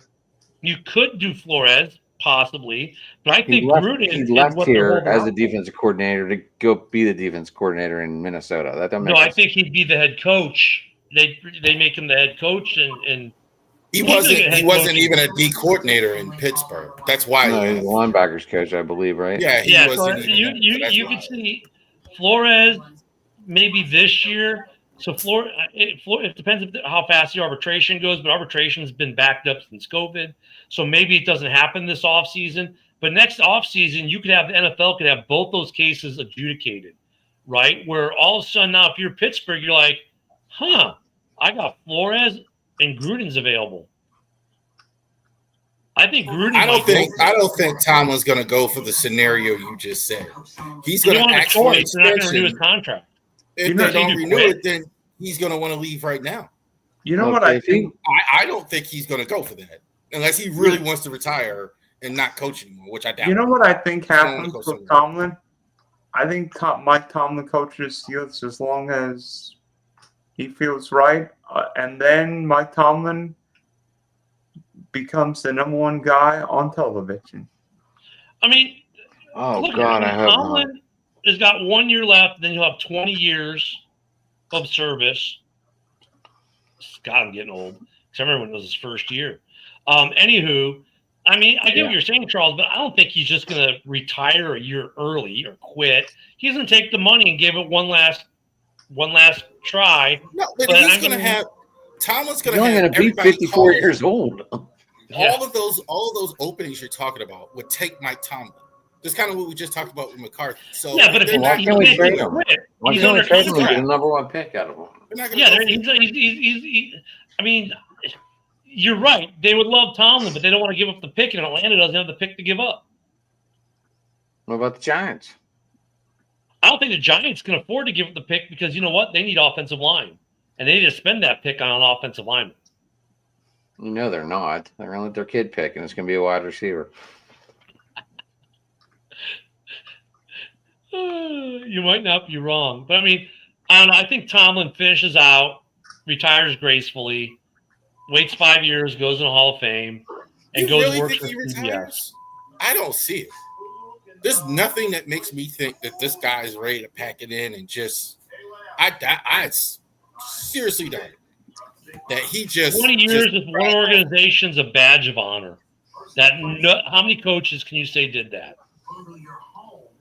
I think he may pack it in, and I mean, even if he doesn't, I don't see he can't do anything. He's under contract. The team has the power here. Now the team could release him and fire him at the end of the year, sure. But like I said, word on the street is that they're content to let him run out his contract and just not rehire him. You almost never can get away with that with a coach. That coach goes in that last year, wants an extension almost always. John Harbaugh signed like 6 of them now. That coach. Yeah, but okay, so if he does, so once again though, for Steelers, it's like hey, I want an extension. We're not going to give it to you. Well, then I'm not going to coach. Well, then retire. Well, I don't want to retire. Well, then coach. But I want an extension. We're not going to give it to you. Then I'm going to hold out. Then we're just going to hire someone as an interim replacement until you come back. I mean, they can play this game with Tomlin, but the team has all the power. Not real. I mean, he's got FU money. He can just stay home for a year, like Dylan talked about, just to work on, pretend to care about the games on ESPN, and just wait for the offers to roll in. I don't think why would he stay if you're because his whole life is about the Steelers. He's one of those guys. I get what you're saying, but Tomlin is not one of those guys. Like Tomlin is bleeds Steelers. He bleeds it. And if they're saying, hey, Tomlin, it's been 20 years, we're not going to renew you after next year, but we want you to give you a proper send off and let you have your last year. Honestly, I don't think Tomlin becomes a prima donna about it. I think he goes out, gives everything his best, puts the organization on the best footing he can, like it was given to him from Coward when he took over, and be a smooth transition and basically preserve his legacy. You don't want to Sammy Sosa your legacy. Sammy Sosa had his phenomenal legacy in Chicago until he fucked it all up and acted the fool. You don't, and then it took how many years for him to even be accepted back in Chicago? Tomlin doesn't want to do that after 19 years there. It's about legacy with these guys, man. I think he would still be successful somewhere else, though. That's the difference. He's not going to fuck up his legacy over it. Go be successful at 500. It's awesome. I love it. I mean, but he's not going to mess up his legacy over it. He'll coach the year. They won't renew him. He'll take a year off, work for CBS or ESPN, making a fat paycheck. And then what if he falls flat? What if this team ends up falling flat on their face, Ken? What if? I mean, then what happens? If they fire him, I mean, look, if they fall flat on their face, let's say you lose to the Bears, you lose to the Baltimore, you lose to Cleveland, you even lose to the hapless fucking Bungles. Then we maybe we already lost to the Bungles. Again. That's over. Then we lose to the Bills after a 10-day break for the Bills. And then all of a sudden, we're back to 7-7. If you finish the year, what's your record right now?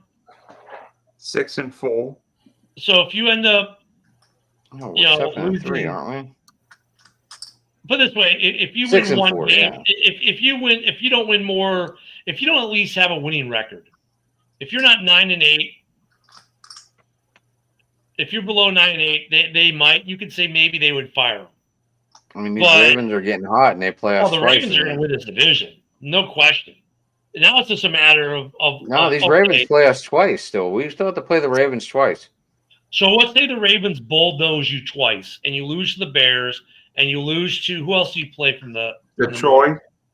Now let's say you lose to Detroit. We still have the Bills. We still have Cleveland. One more game in Cleveland. Miami. You need to win at least. You need at least at minimum 3 of the games you have left. At least, if you win 1 or 2, maybe they fire them. But I mean, dude, I've been saying fire Tomlin since last year. I thought they should have fired him after he lost the playoff game last year. I thought he should have been fired in 2016, but that's just me. But I mean, if they don't fire him, they're not. The word on the street that I'm getting from people who know is that they're just going to let him coach year 20 and walk away. So they're going to let him be here for the draft. Is that what you're saying? Yeah. Coach next year and retire. He's going to have way too many options for them to pull off. Which that's why I'm saying we trade him. That's why I'm saying we trade him and get something back in return. But Charles, who was the last coach in Pittsburgh? Bill Cowher. And didn't we say that everyone said he was going to have every option he could ever want? Let me ask you, how many teams has he coached since he left the Steelers? He didn't want to coach anymore. When he was done, he walked away. That's what I'm saying. That could be the same thing with Tomlin. He may just be like, I'm done and walk away. Cowher, I don't know that, right? We don't know that. Cowher was ready to retire, basically. Well, Cowher, I think one or two interviews I think he took. I know he interviewed with the Jets. I mean, Cowher had his really 2 daughters getting ready to go to, I want to say, almost graduating high school. Who's to say Tomlin's not going to be ready to retire?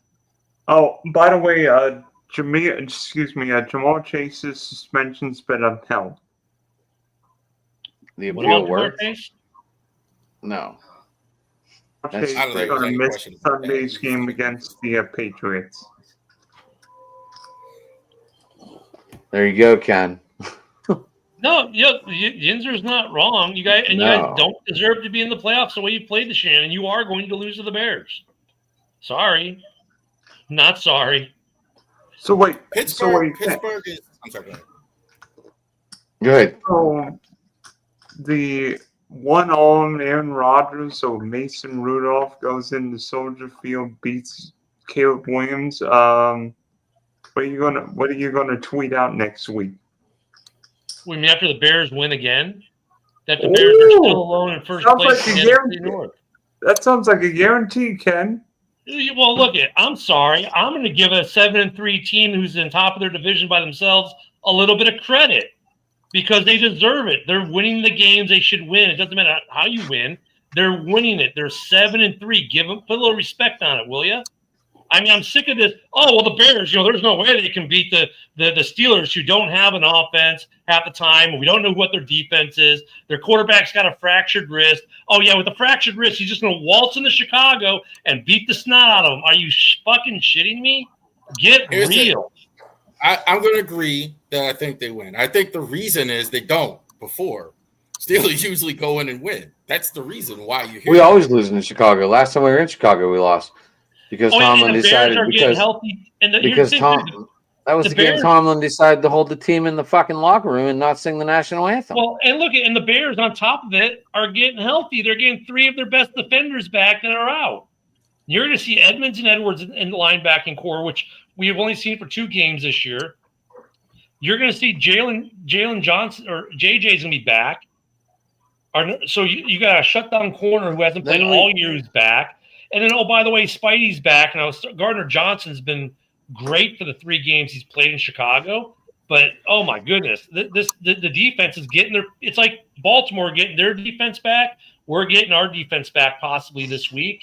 And you've got the number 3 ranked offense in the NFL. Then the other game was in Pittsburgh when that guy bumped the ref and gave the Steelers an extra play. Yeah. That wound up being the whole game. Pittsburgh is very, very average. They don't do anything. The only thing really I see about Pittsburgh that's really good, better than other teams, is the pass rushers. That's it.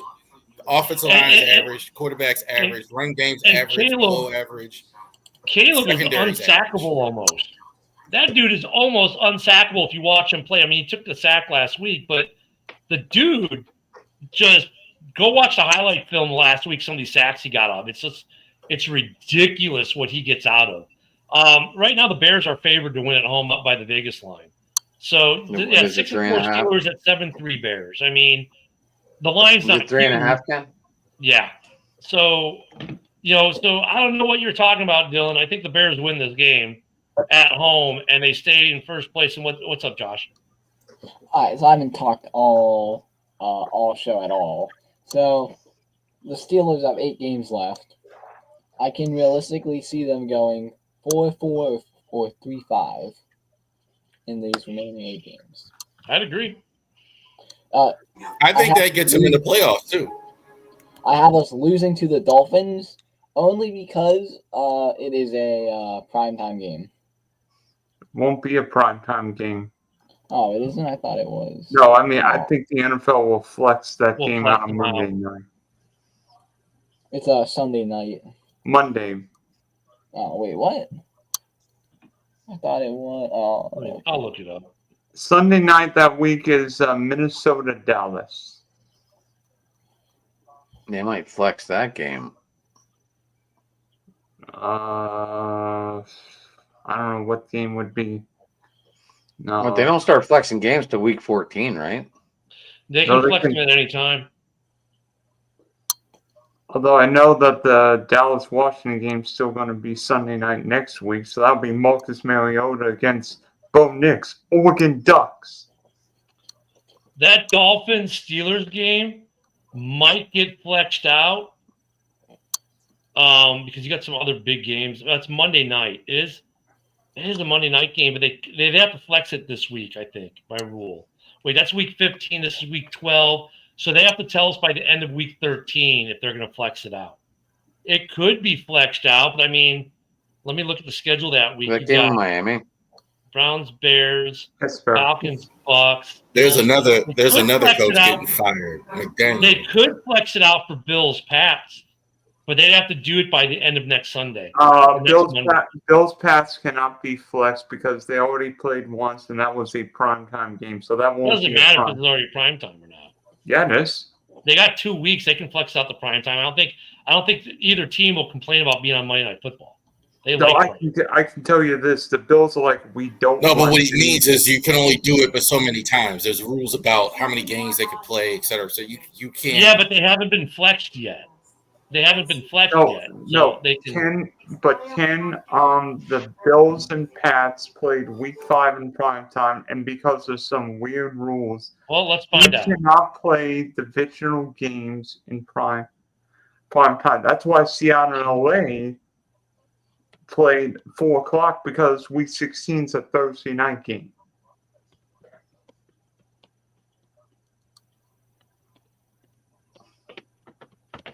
Les Astrock.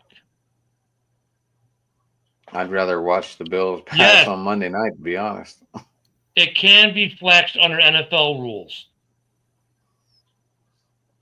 And they have to do it for the flex the Monday night game. It has to be announced by December 2nd.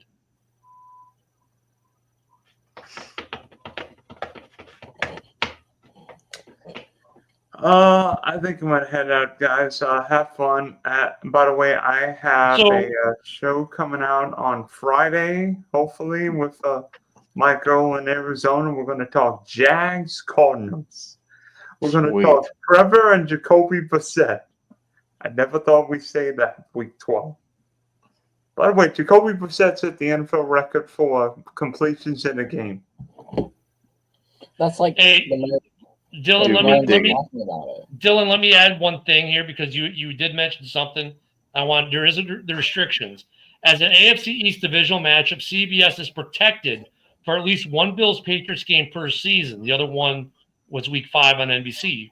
Flexing to primetime would shift broadcast rights, but this does not prevent changes. Only ensures that CBS gets one broadcast. So it could still happen, but that would be an interesting game for the NFL Flex because you want to talk about a primetime game in Week 15. That might be the primetime game in Week 15 because look at the rest of the schedule: Jets, Jags, Raiders, Eagles, Ravens, Bengals. I mean, Lions, Rams could be flexed. That's another one. Packers, Broncos could be flexed.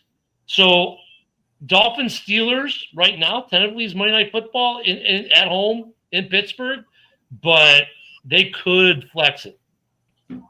If I'm a betting man, and I am on occasion, No. Miami Pittsburgh will not be the Monday night game. And by the way, Cincinnati Miami Week 16 will not be the Sunday night game. I'm going to make that prediction. Yeah, right. Week 16 game. Let me see who else is Week 16. Baltimore, New England, Baltimore might be Bears Packers, and that game is already TBD. December 20th, Bears passes. December 20th, Bears Packers. TBD. TBD says they're waiting to see if they're going to flex that game, and that's the second meeting between you guys. 3 weeks. Well, Ken, that game won't be flexed because that's a Saturday game. No, but the game in general there's a lot of TBDs that weekend. That game could be Saturday, or it could go Sunday night, or it can go Monday night. It's a TBD, doesn't have a day assigned to it. So Bears Packers could be a Sunday night football. It could be a Monday night football. The only thing it can't be right now is Thursday night football. Well, they could flex it to Thursday, but with the appropriate notice. So yes, that Bears Packers game could be flexed. Actually, I don't think it can be because that'd be one of the Saturday games. Like the NFL can't change holiday games, so we'll stuck with TBD. It's not a Saturday game. The schedule for the NFL, the official schedule for that Bears Packers game says TBD. It doesn't say Saturday. It doesn't say Sunday. It says TBD.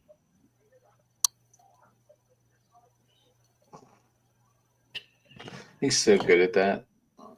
I'm just like, come on, man. I'm looking at, and the thing is, I'm backing up by going to Grok and just making sure what I'm saying is correct, and it is. Anyway, TBD is TBD, man. They can put you wherever. They just got to give the appropriate notice. Rav, how impressed are you right now at finally being 500? Well, they had to have it. It's more relieved than impressed the last few weeks. They've been really I think the Bears game was the biggest one. I mean, because they actually got to play with the backup quarterback as well. The offensive line is the conversation we're having. It just looks like garbage. I mean, Lamar's getting hurt. I think Lamar's playing with an injury. That's the big conversation like that. The defense has gotten right. Looks much better. Kyle Hamilton is all over the field. They brought Gilman in. That helped a lot. So they look much better. But I have to give kudos to your team, man, because War Week, and you disappeared on me. We didn't do a War Week, and I'm almost glad we did it because I'd be eating a lot of crow for what I was ready to say. You guys came out against us, and that defense was like that defense. You're right, Josh. That defense was like, oh wow, where'd these guys come from? All right. We got anything else, boys? So we were on the look at Adam. I know I know I said the Bears are going to win, and the Mad Yinzer, jackwagon says I'm being too confident because my Bears beat a bunch of cream puffs. But I'm going to take the Bears to win. Who are you taking in our matchup, our head-to-head? Are you coming on with us tomorrow, or are you going on the roundtable? I'll be on roundtable. Oh, you don't want to come on our Steelers show and talk smack? What time's that at? I didn't talk to Rich. I thought I was going to talk to him tonight, but I forgot he was over there with the Eddie Guerrero show. because I got Hal. Rich is Hall lied, tomorrow, cheat, and steal. I got Hal's Hall tomorrow too, so we can talk on X. But for those who watch this show, I'm taking the Bears. I'm not giving a score prediction until Sunday, but I'm going to take the Bears to win this game. I don't care who the quarterback is. In a way, I think Rodgers. I almost don't care, but Rodgers will pick the defense apart better than anyone else you got, just because he's smart enough. And if the Bears can't get pressure with guys, if we don't get the guys back, I'm hoping we get back, and we don't get pressured, Rodgers will pick the zones apart. So in a way, I hope Rodgers doesn't play for that. But if he does play, I'm not worried either. You know what I'm saying? Right. Will Rodgers play? Do you think so, Adam? What's that? You think Adams? You think Rodgers will play? I don't know. I don't know. Like this, I have no idea. It's a partial fracture. We had to look that up. Like, what the fuck's a partial fracture? So a partial fracture. Is that like a hairline? No, it's not even a hairline. It's like where the bone we got. The surface of the bone has a small fracture, and it hasn't gone even halfway through, a quarter of the way through. It's a partial. So like the top of the bone got chipped maybe or something like that. So it's not a break. It's not a full-on fracture where you got like a hairline fracture, let's say, that goes through it's like you have a little divot or something, I guess. It's just weird. I mean, that's still going to be painful because whenever you're falling and that's your free hand, that's still going to hurt like a motherfucker. And it's not like how's he going to grip the football? It's not his throwing. It's not his throwing hand. It's not a throwing hand. Yeah, but you still have to grip the football with two hands and get it from center. I mean, I think it would affect him. He definitely have to wear a brace of some sort. I think it would affect him on some level with that. You're right, Charles. I mean, here's the thing that Steeler fans have to think about for the next couple of days. Aaron wants this game because he wants to say he owns the Bears, and no matter who he plays, because he still likes to talk trash about the Bears, blah, blah, blah. So he wants this game. Bears fans want him in the game so we could beat him like we did Favre for his last game ever, right? We want to end Rodgers' career like we ended Favre's career. But you know what? Then you let the football people do their thing, and you realize, look, if I'm Pittsburgh and I think I have a shot at the playoffs, so why would I risk going to the playoffs without Rodgers when I could sit him for a week, maybe two, maybe three at the most, and have a shot at making the playoffs? And then have Rudolph can step in and do these 1, 2, 3 games. Yeah. Even though I'd rather see Howard, like I said in the beginning of the show, but that's probably not going to happen. Does Rodgers stay past this year? He said, well, I mean, it's funny when Rodgers said this is going to be my last year. Well, am I going to retire? Am I not going to retire? We had that drama with him before. You know what the difference is? He's married now. That's new. The last couple of years, they've had a lot of injuries, and I think even he is starting to see that he's declining.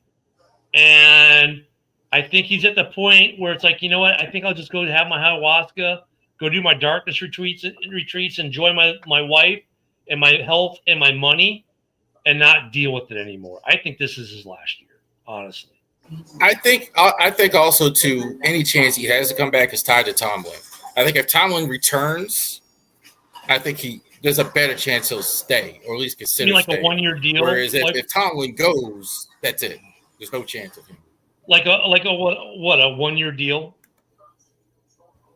Yeah, I think if Tomlin stays, then they're not going to want to rebuild, and they're going to maybe want to bring back Aaron.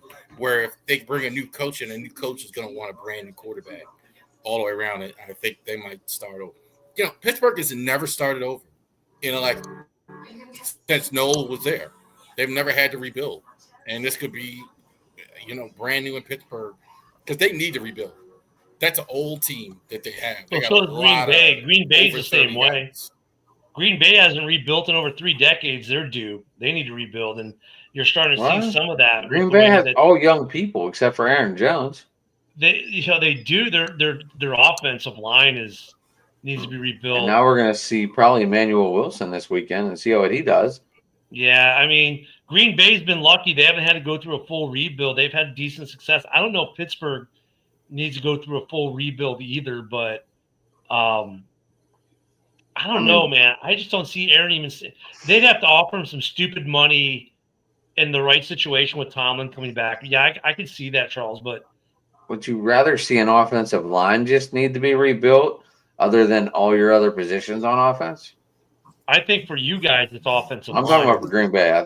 Green Bay, yeah, they need to work on their secondary, their offensive line. They need something behind Josh Jacobs because I was just talking about offense. That's it. They're all young. Christian Watson, they can't Romeo catch. Dobbs. They can't catch. They have a cement hand wide receiving room. I mean, listen, I have to deal with a Packer fan every day, and every day I hear the same thing: drops. Oh, Green Bay does not drop. need. Green Bay does not need a total rebuild. I mean, they have need a young a partial quarterback. They offensive have rebuild. pieces. No, I was just asking, but would you rather have to rebuild the whole offense or just the offensive line? For Green Bay? Yeah, because now I mean, they're all young. They're all growing. They need to together. rebuild their offensive line and their wide receiving room. And they have to look at a running back. You don't like them receivers in Green Bay? They drop a lot. Look, outside of Dobbs, if you look that. at their drop rates in Green Bay, they're probably one of the worst drop rate team in the league. Like Christian their drop Watson rates looked good last week. That's a huge boost to that team. What, beating the Giants? Because Christian Watson catching 2 touchdowns. That's huge. That's huge. Yeah, and it's so huge because that's so rare he catches balls. That's what I mean. Like maybe he's finally back. He's had flashes. The Packers and the Steelers are not the same. Look, like Adam, he's had flashes. He's had flashes of consistency in his career, but he's never had sustained consistency. Dobbs has been the recipient of a lot of easy balls. I mean, then again, with that helmet so big you can see it from Mars, I mean, how do you miss him? But their receiving core, man, it needs work, and their offensive line NFL blitz, baby. And obviously, I like Josh Jacobs for them. He's a good running back for them. He's nicked up right now, and they don't have an answer after him. So I like I don't know Wilson though. What now? I like Wilson. He's no Josh Jacobs. No, but he's young. I mean, we gotta see what he got. Yeah, I mean, Green Bay's got some work to do. Like I said, though, they're probably not going to have to do a full rebuild on the team. Their defense will get their secondary suspect, but Pittsburgh needs the whole thing because all their really good players are old. They've really missed in the draft. You know, they've been trying to build the line, and the line still has trouble. They move Ramsey to safety because he's over 30. They got Clay over 30. Watt is about. I mean, on safety, offense, though, look at Ramsey being over 30. I think he's got 3 or 4. He's got 3. But these guys, it's not like. Look at Byard. Byard leads the league in the interceptions right now. What is he, like 31, 32? He's an old man, and he's still the best in the NFL. One of the best in the NFL, I should say. But he's leading the NFL in interceptions. So, I wouldn't ding them for Ramsey being 30 at safety. I ding them for not getting good corners in the draft. You know, I mean,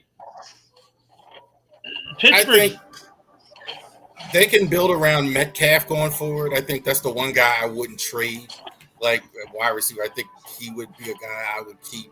And Watt probably has a few more years in him because he's an elite player. But I don't know. I mean, they need a lot of work. I found it funny that Myles Garrett sacked Lamar Jackson for the 13th time of his career, and it was the 13th sack of the season. I thought that was pretty right in line with the numbers. Rab, nothing against Myles Garrett, but I mean, I just thought that was rather humorous. That offensive line was terrible. I mean, I understand it's Myles Garrett, and I understand that. Yeah, it's Myles Garrett, man. We understand that, but still. But the guards have been horrible all season long.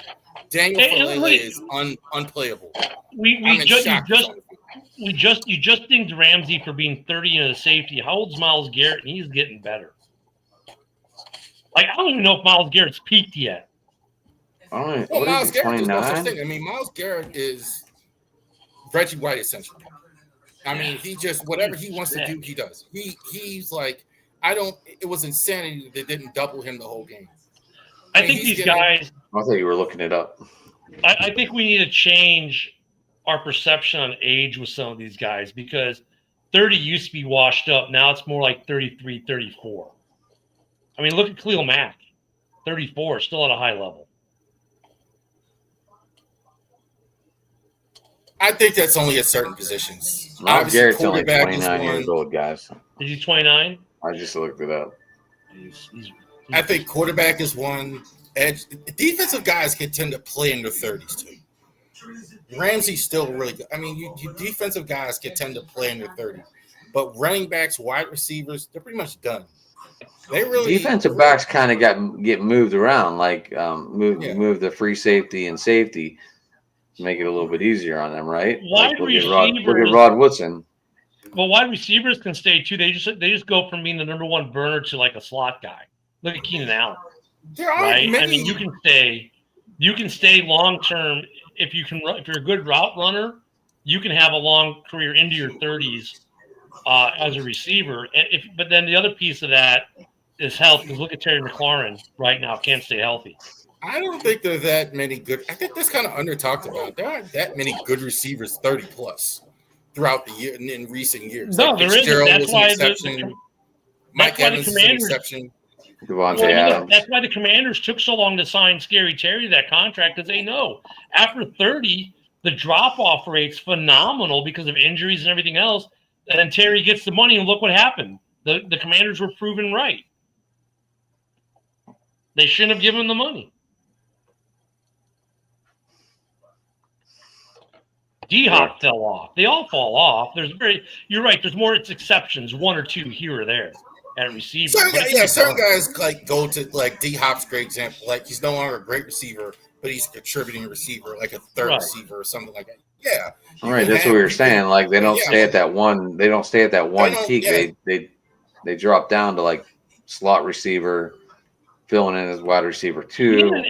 Keenan Allen he's probably the closest to being a wide receiver one at his advanced age of any of the older receivers, though. That dude's still got some juice. It's scary how good. Well, he's battling. He's been battling injuries his whole career. That's the only thing that's been wrong with him. He's been battling it. That's why he's not making big money somewhere or whatever, because he's been good wherever he's been. He just can't, just has trouble staying on the field.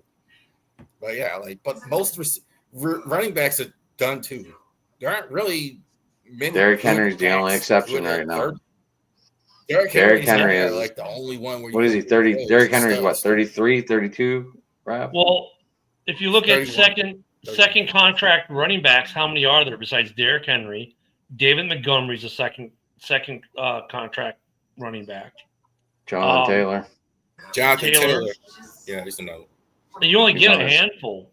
And that's what makes me mad about Christian McCaffrey. I mean, but like Montgomery, look at the Bears have a good track history at drafting running backs that can stay. Like, look at Forte. Was a 3-contract running back. Jones, same thing. The Bears have always drafted good at that position well. So it boggles my mind why they let him leave. And Forte was a solid one for almost 2.5 of those contracts. What now? Forte was a solid one for almost 2.5 of those contracts. Oh yeah, and there was no is solid. Like everyone thought Curtis Martin was one. That was like one I always thought about. Like he was a guy who's a solid one for at least 10, 11 years. Yeah. Like not all. Carried New England.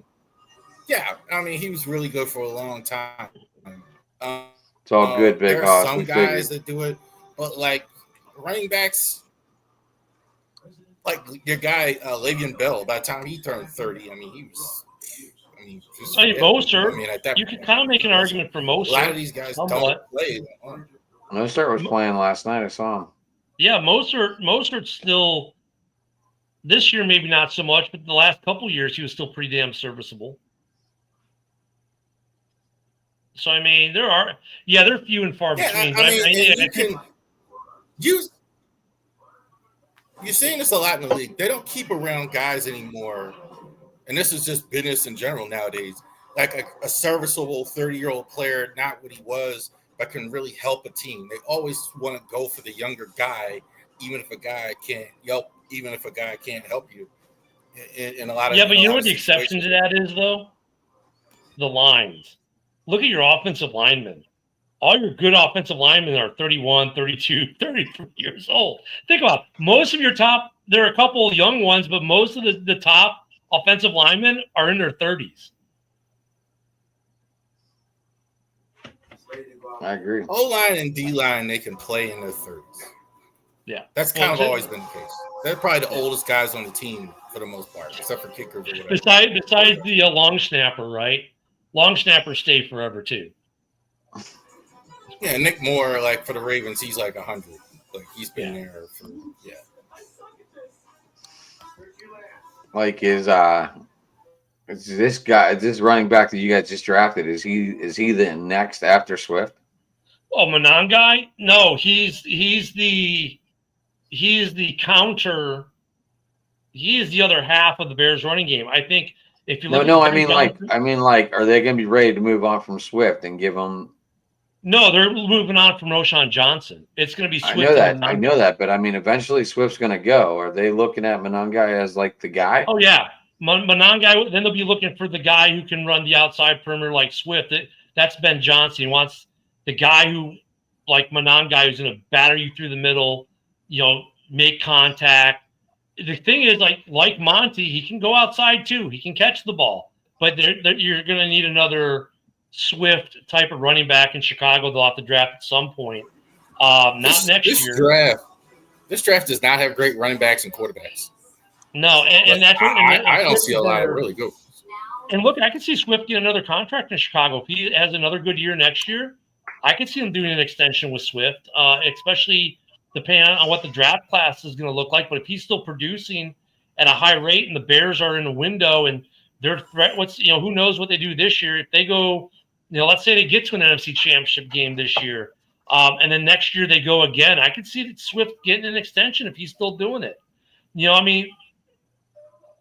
We give up on the running backs too soon because of the age thing, but Swift in Chicago has been durable. He's producing. And I think with Monangai there, it prolongs his career by a couple years because he's splitting carries with Monangai.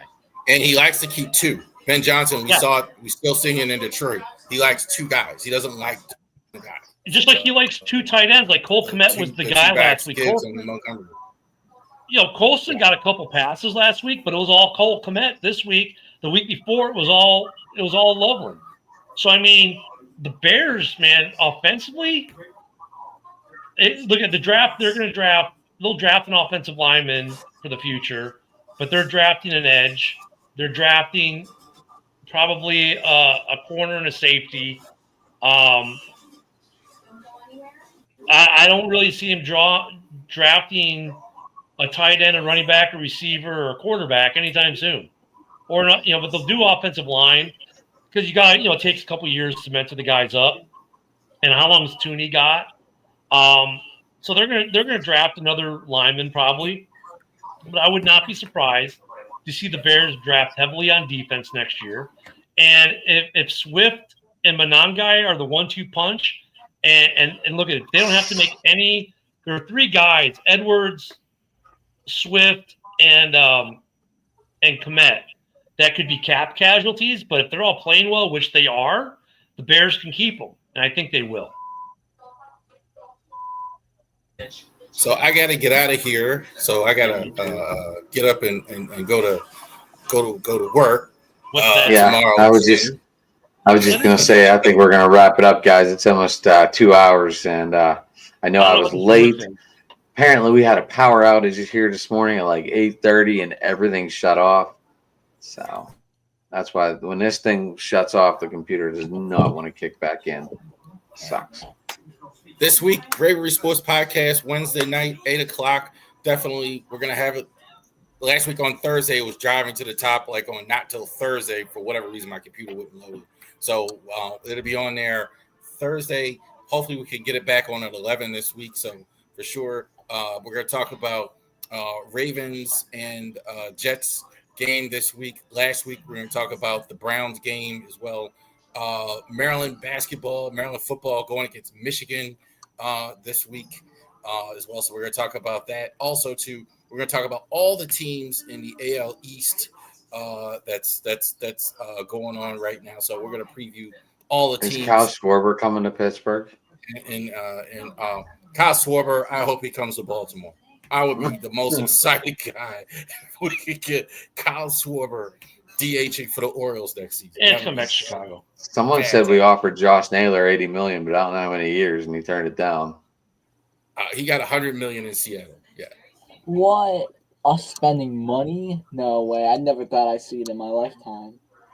They got a good team. All right. Yep, you can catch me tomorrow night on House Hall Report at 7 p.m. Central, Kennecan in the morning, Monday through Friday at 10 a.m. Here on Tuesdays. Wednesday night, you can usually catch me at JB's Roundtable at 8:30 p.m. Central. You can catch all those at Ken the Bear Fan on X, Ken the Bear Fan on Rumble, and on YouTube. YouTube, not so much. YouTube only really here. And then actually Wednesday, we won't be talking about the game coming up. Tomorrow, we won't be talking about the Steelers game. We'll be recapping the Vikings game. We will be talking about the Steelers game Sunday morning at 11 a.m. Central for pregame on House Hall. So, so that's my schedule. And you can catch it, of course, at Ken the Bear Fan on X and at a Rumble. And at the Huddle Sports Network pages. The app on the TV, we're having issues with StreamYard, having the exchange where it's not sending the shows. So we're working on that. We're trying to get that technical piece fixed. That's a StreamYard issue, but otherwise you can still catch us everywhere else. Gotcha. Josh, get you anywhere? Yeah, you can find me on X at JamF1 Fan. I don't really do much anymore.